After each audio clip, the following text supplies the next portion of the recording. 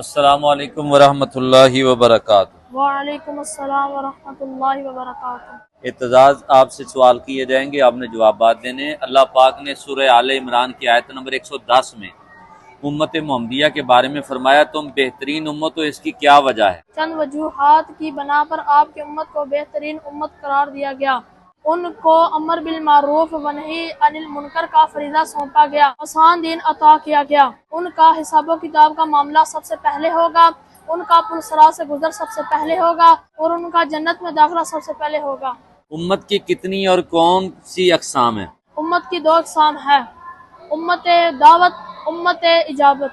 کیا حضور پاک صلی اللہ علیہ وسلم سے لے کے قیامت تک تمام انسان آپ کی امت میں شمار کیے جائیں گے؟ جی ہاں، جنہوں نے کلمہ پڑھا اور جو قیامت تک اسلام کو اپنائے گا وہ امت اجابت باقی امت دعوت میں شمار کیے جائیں گے۔ کیا امت محمدیہ مجموعی طور پر مشرک ہو سکتی ہے؟ حدیث کی روشنی میں واضح کریں۔ مسلم شریف کی حدیث ہے کہ نبی کریم صلی اللہ علیہ وسلم نے ارشاد فرمایا کہ مجھے تمہارے بارے میں اس بات کا ڈر نہیں کہ تم میرے بعد مشرک ہو جاؤ، بلکہ مجھے ڈر ہے کہ تم دنیا کی محبت میں گرفتار ہو جاؤ گے۔ امت کا لغوی و اصطلاحی مفہوم کیا ہے؟ لغوی معنی مجمع یا گروہ ہے، اور اصطلاحی معنی ہے جو کسی نبی یا رسول پر ایمان لانے اور اس کی پیروی کرنے والی جماعت کو امت کہا جاتا ہے۔ امت کا لفظ قرآن پاک میں کتنی بار استعمال ہوا ہے؟ تقریباً 64 بار۔ امت وسط سے کیا مراد ہے؟ امت وسط سے مراد ہے معتدل امت اور عادل امت۔ امت محمدیہ کی فضیلت میں کوئی حدیث بیان کریں۔